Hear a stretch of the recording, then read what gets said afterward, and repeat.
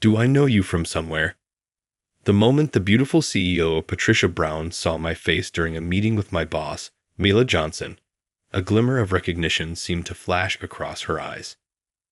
Mila, standing before me with a forced grin, dismissively labeled me as just an incompetent rookie in a mocking tone. After the meeting concluded, while Mila lavished Patricia with praise, I quietly began tidying up. "I've been searching for you," Patricia said, ignoring Mila's presence. She approached me and grasped my hand. "Madam CEO, what do you mean you were seeking out this supposedly incompetent individual?" Mila was visibly stunned, while Patricia gazed at me with tears brimming in her eyes. Little did we know, this moment would drastically alter the fate of Mila, who had always looked down on others. "My name is Edward. I work at Williams Trading Company, and I'm 53 years old. Although I joined this company just 2 years ago, I've had diverse professional experiences before. In a word, my life has been tumultuous. My father was a capable businessman who traveled the globe. My mother and I lived in various countries due to my father's work. Thanks to this, I've become fluent in around 5 languages, starting with English. In my teenage years, my mother grew weary of the constant travel and decided to part ways with my father. My father, who had independently mastered English after the war, firmly believed that with diligence and resolve, anything was possible. This led him to wonder why my mother, who had become more reclusive and homebound, did not socialize more. He even asked me directly, "Why doesn't your mom go out and meet people?" with genuine perplexity. Whether it was due to my inheriting my father's traits or my ability to adapt easily to new environments, I had no complaints about living with him. However, when I compared his seemingly content solitude to my mother's daily tears, I decided to return to the U.S. with her. My father appeared slightly saddened by this, but promptly returned to his work. It was a time of economic prosperity, and Japanese businessmen were ubiquitous. Even without much effort, work was comfortable and incredibly exciting for my father. And so, I departed for the U.S. with my mother. My father provided substantial alimony and child support, ensuring there would be no concerns regarding my educational expenses. However, my uncle, who had invested in real estate, persuaded my mother to join him in this venture. And that's when our troubles began. At first, the investments were profitable, and my family enjoyed a prosperous period. But when I was preparing for college entrance exams, the economic bubble burst. My uncle, being an inexperienced investor, quickly found himself in insurmountable debt. He had been entrusted with my college funds, leaving us destitute and forcing us out of our home. I managed to graduate high school, but struggled to find a suitable job, so I resorted to taking on part-time work. My mother, once again, retreated into seclusion and eventually became bedridden. She was severely depressed, although mental health issues were not widely recognized at the time. She lost her appetite, grew thin, and ultimately succumbed to a common cold. This occurred shortly after my 20th birthday. My uncle disappeared, and his family severed all ties with us. I was left alone, but my father's resilience helped me avoid succumbing to excessive pessimism. Fortunately, I was able to forego inheriting my mother's debts by waiving the inheritance. Here is a paraphrased version of the given text. I've had a diverse work history, dabbling in various industries like food service, construction, and manufacturing. I even taught myself programming and became a software engineer, but none of these jobs ever truly resonated with me or felt like a long-term fit. As I approached my 50th birthday, I knew it was time to make a change. That's when a friend introduced me to Williams Trading Company, a mid-sized yet stable organization where the work aligns well with my skills and interests. The employees have been welcoming, and despite being new to sales, they've taken me under their wing and shared their knowledge. There is, however, one aspect that poses a challenge. My boss, Mila Johnson, the sales department manager. Her brash tone often catches me off guard, as I hear her sharp voice summon me to her desk. "Yes," I reply hurriedly, making my way to her. Mila's voice booms. You're late. I always say, when I call, you come within 3 seconds. As expected, an old beginner has sluggish reactions. Impatiently tapping her desk, Mela glares in my direction. I'm very sorry, I say, bowing deeply. I knew from experience that without this gesture, she would yell at me even more. Okay, fine, just be more careful next time. Now, have you prepared the materials for the meeting next week? What? I was told the deadline was the day after tomorrow, wasn't it? Who told you that? She snaps. You did, Miss Johnson. I start, but before I can finish, a thick stack of papers is slammed onto the desk. Who said that? I'm sorry. I must have misunderstood, she retorts. Isn't that right? Be grateful I corrected your misunderstanding. Are your old ears failing you? Hey, why are you just standing there? Hurry up and get the materials ready. Yes, thank you. Excuse me. I respond politely and turn to go back to my desk. Again, I think to myself, since the day I was assigned here, Mela has singled me out, finding faults and going back on her words just to attack me. Why is this happening? Is it because I'm a 50-year-old beginner? My coworker next to me gave me a compassionate expression. Our gazes locked, and we exchanged wry grins, yet we remained silent. Once, when a colleague attempted to assist me by offering extra resources, Mela witnessed it and harshly reprimanded me. Naturally, I was the one who faced the consequences. Apparently, I was not supposed to bother my busy colleagues. Since then, everyone realized that showing kindness towards me in Mila's presence would lead to even worse treatment, so they refrained from speaking up openly. However, they would discreetly lend me a hand when Mila was not around. That's why I can't quit, I thought to myself. Besides, I don't dislike the sales work. I'm truly my father's son, I mused, feeling somewhat amused. Still, what should I do about Mela's attitude? As I hastily prepared the materials, I thought, I suppose I'll have to work at least 2 days ahead of any deadline, not trusting the given dates. I'll strive to stay on top of my tasks. Edward, what about those materials? Here it is, Edward, the estimate for the upcoming project. It's all done. I've also secured approval from the manufacturing division. My strategy was working, and even Mela couldn't find fault with it. My coworkers were impressed, saying, Edward, you're exceptional. I thought I could finally unwind, but I soon realized how mistaken that assumption was. At first, Mela seemed taken aback and would respond with phrases like, oh, okay, or well, that's fine. However, she quickly started becoming irritated. It seemed that not being able to vent her frustrations on me was only increasing her stress.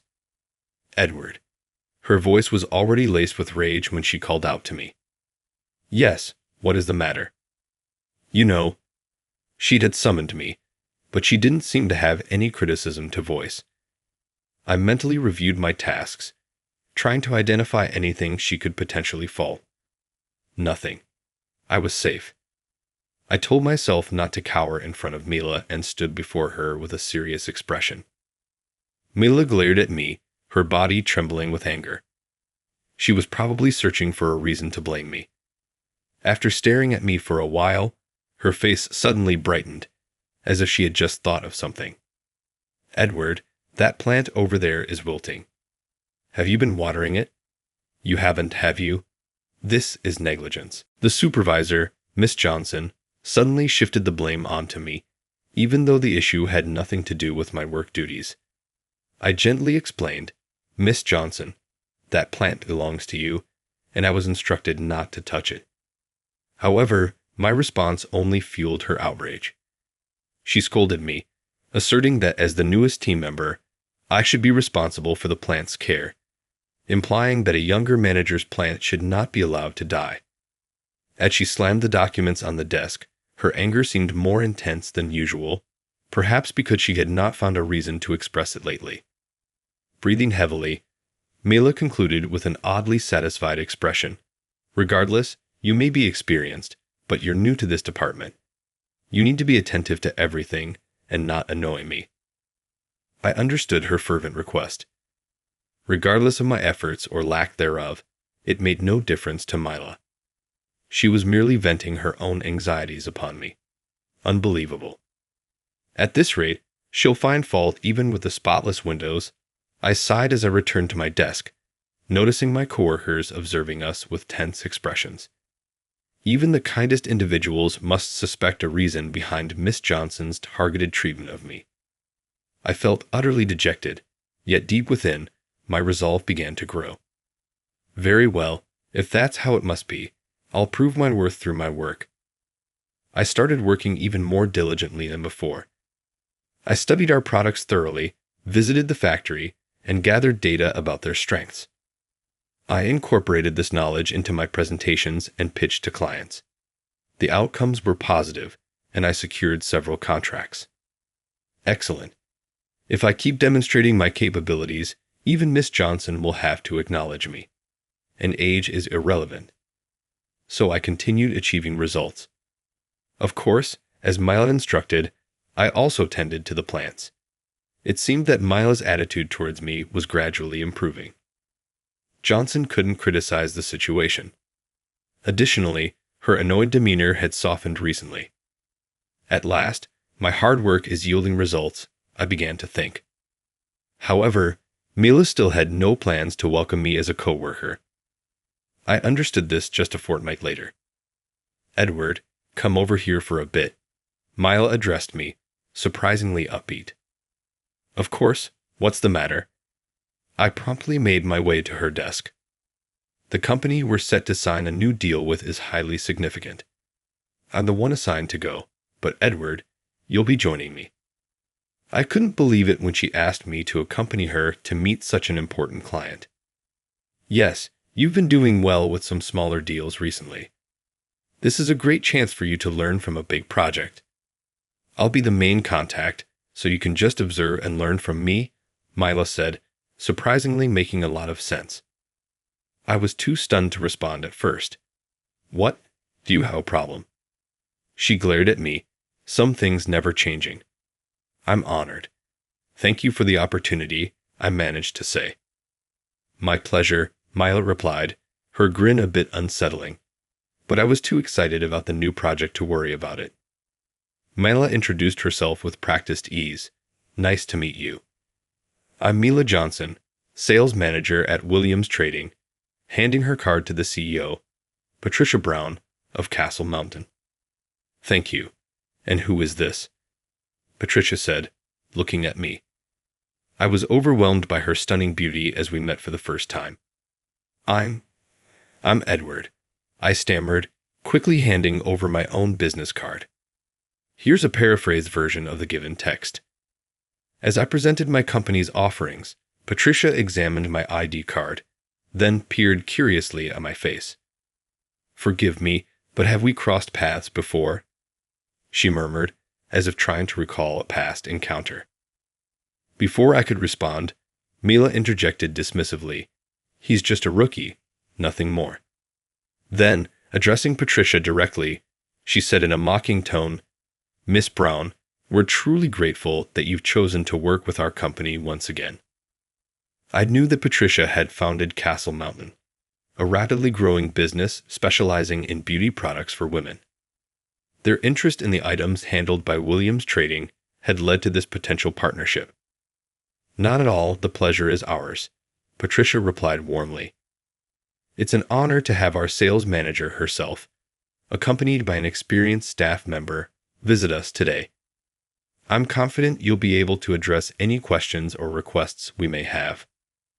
Compared to the poised and elegant Patricia, the tall and sharp-featured Mila struck me as undeniably beautiful, but in a more abrasive manner. I had witnessed Mila pound on her desk, shouting profanities while wielding thick documents, a far cry from Patricia's refined demeanor. "All right then, Edward, go ahead and explain," Mila said casually, catching me off guard. "Huh. Isn't it your job to handle the main negotiations, Miss Johnson?" I couldn't help but question her. I was sure she had asked me to simply observe and learn. What are you talking about? You insisted on doing it, so I entrusted it to you. Surely you came prepared, didn't you? She looked at me with a puzzled and disbelieving expression. Ah, I see now. I was set up. In that moment, the realization hit me. Instead of tormenting me at the office, she had now chosen to humiliate me in front of a client, risking the deal. What was she thinking? Her eyes gleamed with a mischievous intent. Seeing that, I understood why she had been so quiet lately. She was planning this trap. The glint in her eyes as she watched my bewildered face showed her delight. But I won't succumb to her scheme. I steeled my nerves. Understood, Miss Brown. Please take a look at these documents, I said, taking out the contract materials from my briefcase and handing them to Patricia. Then I began my explanation. Hold on a minute, Miss Johnson. Handing the paperwork to Mila, I saw her eyes widen in surprise. Undeterred, I pressed on with my detailed account. Patricia observed quietly, allowing me to complete my explanation without interruption. Once finished, I inquired, Patricia, do you have any queries? Certainly, your presentation was clear. I'll compile my questions and send them to you via email. Please address those when you can. We firmly shook hands, signaling the successful conclusion of our discussion. Mela, her expression one of bewilderment, asked, Does this mean? The contract will proceed as planned, with Edward leading the way. I heard Mila grinding her teeth beside me, but I immediately accepted the role without hesitation. Mela could no longer contain her voice. What? Edward, you? However, Patricia's calm voice cut through the tension. By the way, both Mela and I turned to Patricia, who revealed, I've been looking for you, brother. I couldn't help but cry out in surprise. What? Brother? Mila seemed equally shocked. Patricia explained, Yes, brother. I'm your half-sister, Patricia Brown. My father, James Smith, often spoke of his son, Edward, whom he assumed had taken his mother's maiden name, Edward. She approached me with a smile, noting the resemblance in our demeanor and expressions during business meetings. I was taken aback by Patricia's revelation, but her account sounded credible. After all, she had no reason to be dishonest with me as we worked to finalize a business agreement. Her words evoked vivid recollections of my father, stirring emotions within me. I'm surprised, yet I'm grateful for this information. I've been on my own since my mother's passing. Unfortunately, I lost contact with my father, and he passed away 3 years ago. Patricia nodded solemnly. Yes, your father was a remarkable individual, and I cherished him. He was always concerned about your well-being. After the economic downturn, he came to the United States once in search of you, but your mother's family had dispersed, and he couldn't locate you. I felt a sense of joy upon realizing that my father had indeed made efforts to find me, even though he had seemingly forgotten about me. As Patricia and I continued our conversation, Mila, who had been overlooked, interjected with an irritated tone, requesting that I sign the contract. Without hesitation, I agreed, and Patricia swiftly signed the documents, attempting to hand them to me. However, Mila swiftly snatched the papers away, declaring that it was time for us to leave. Ignoring the puzzled expressions of Patricia and myself, Mila hurriedly departed, with me following behind. As we returned to the office, Mila suddenly turned to face me, her expression resembling a terrifying demonic mask. In a strained, low voice, she expressed her desire to have a serious discussion, questioning why the materials I had prepared for Castle Mountain differed from the ones she had instructed me to create, as they contained more detailed information than she had requested. When I received the hasty note from you, Mela, instructing me to create materials based on its contents, I did so. However, I felt the resulting materials might not adequately convey our products to the client. So, I put together additional information I believed the client would find useful and prepared my own set of materials, keeping them in my bag as a supplement in case your explanation fell short. Since you told me to explain, but didn't provide the materials you intended to use, I had no choice but to rely on my own, I explained. Are you saying this is my fault? Mela exclaimed, clearly displeased with my response. Ultimately, the client understood the materials well, so it's not a problem, is it? Yes, and this Patricia Brown business, is she your sister? Long lost. It was quite the emotional display. There seems to be quite an age gap between you two. Your father must have been quite the active older man. How distasteful. Mila's mocking words struck a nerve. I could accept her comments about me, but I wouldn't tolerate her speaking ill of my parents. Miss Johnson, that remark was inappropriate and a violation of company compliance. Excuse me, are you upset? Mela asked, pushing my shoulder firmly. The force caused me to stumble a bit. Stumbling from a woman's push. You must be getting old, she scoffed. Your arrogant colleague said you'd be the lead, but you should decline. Tell her I should be the one in charge instead. My stumbling has nothing to do with my role at Castle Mountain. I have no plans to step down from the position I was assigned, I insisted. Our heated exchange drew the attention of the lobby's occupants, but we were too engrossed in the argument to notice. Suddenly, a booming voice interrupted us. Enough. Both of you, stop this right now. It was John Williams, the president of Williams Trading, standing with a stern expression. Mr. President, Mila gasped, covering her mouth with both hands. Look around. Everyone heard your dispute. Now, come to my office. We'll continue this there, he commanded with undeniable authority, and Mila and I followed. Yes, I apologize, I said sincerely. Good. And you, Miss Johnson? Reluctantly, Mila and I followed the supervisor to the president's office, a place we seldom visited. Justify your actions, Mr. Williams commanded as soon as we stepped inside. Eager to understand Mila's perspective, I chose to remain silent, but I instantly regretted my decision, for her explanation was nothing but a flagrant falsehood. She accused me of neglecting my responsibilities and mistreating my junior coworkers, claiming she had repeatedly tried to steer me in the right direction. But I had failed to make any progress, so she had brought me to the Castle Mountain meeting to demonstrate proper job performance. Instead, I disregarded my responsibilities and chatted with a relative, then secured the position through my personal connections. According to her, I should have declined the offer, but I shamelessly accepted it, displaying a complete lack of professionalism. She argued that someone as old and dishonorable as me deserves termination, and should be replaced with younger, more compliant employees. That's her account. Do you have any counter-arguments, Edward? Mr. Williams looked at me, his eyes cold as he glanced at Mila, who was panting after her tirade. Yes, I have numerous counter-arguments, I said, and then I systematically refuted Mila's accusations. I explained that I never neglected my duties or dominated my colleagues. I added that my coworkers could verify this.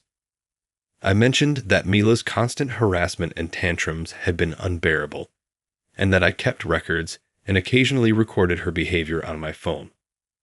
I provided that as evidence later. Regarding today's meeting, Miss Johnson only instructed me to observe and learn, but suddenly, without giving me any materials, she told me to present to the client. It was clearly an attempt to humiliate me.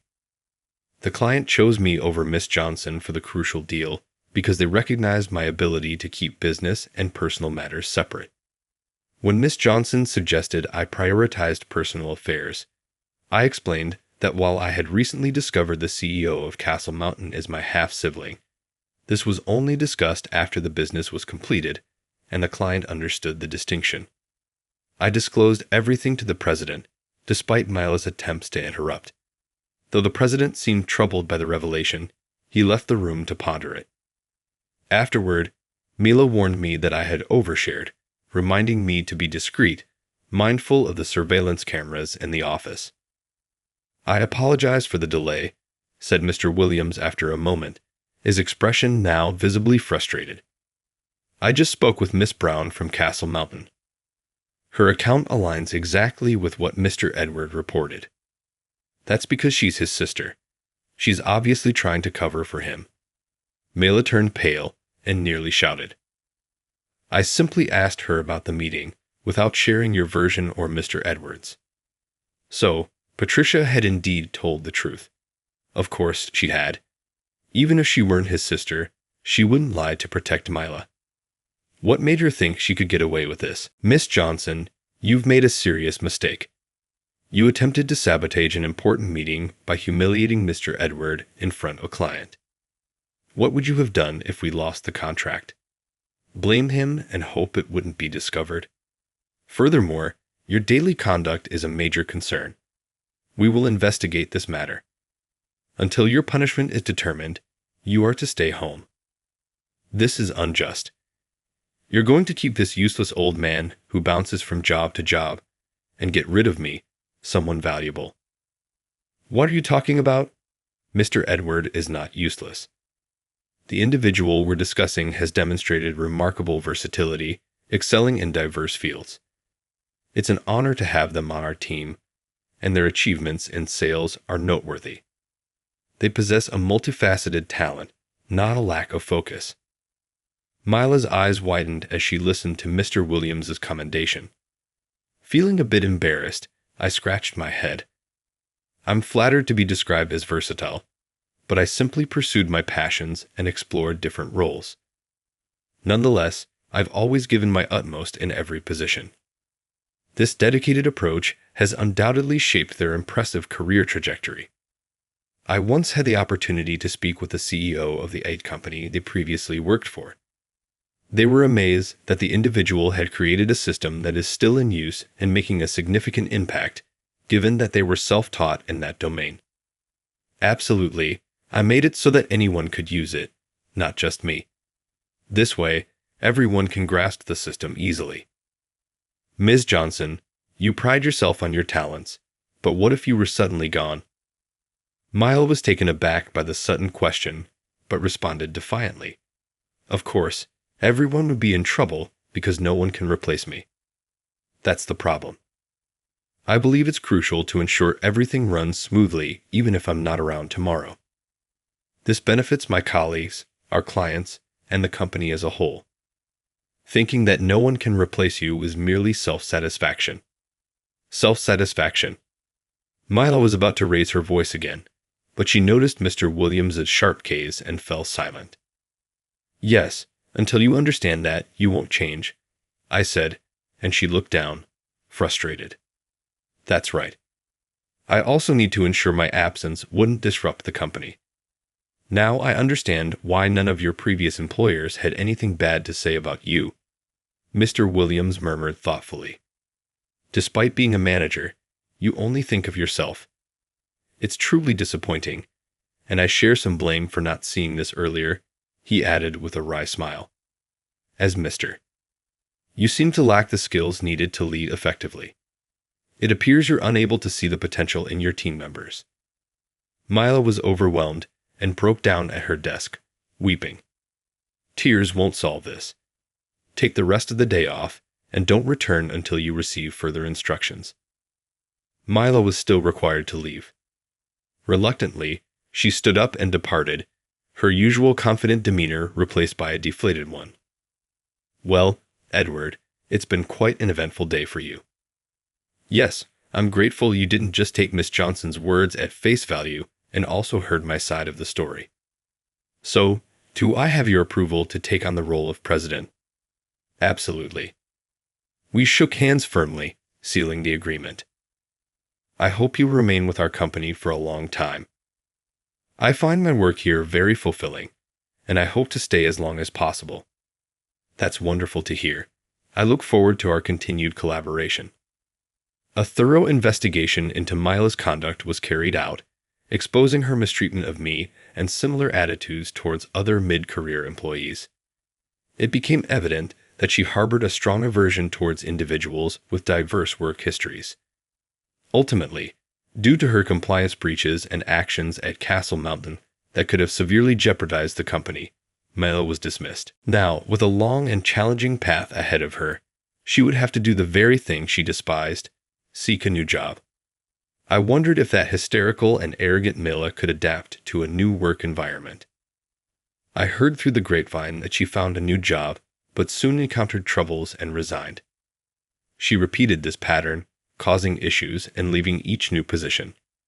Eventually, she could not secure full-time employment and had to settle for part-time roles. A colleague informed me that they witnessed her working and overheard younger coworkers making comments like, "That old woman is useless," but they could not bring themselves to greet her. "Brother, over here. This way." Since then, Patricia and I have maintained a connection outside of the workplace. She has become the family I had been missing for a long time. Today, she brought me to visit our father's grave. It's been a long time, nearly 3 decades, since that fateful day. As I stand before this modest grave, I join my hands in a respectful gesture, conveying my heartfelt greetings to the one who rests beneath. Eventually, I followed in your footsteps and became a salesman. While I may not be exploring the globe, I find fulfillment in my work. I'm doing all right, so you needn't fret. And I'm grateful that you introduced me to Patricia.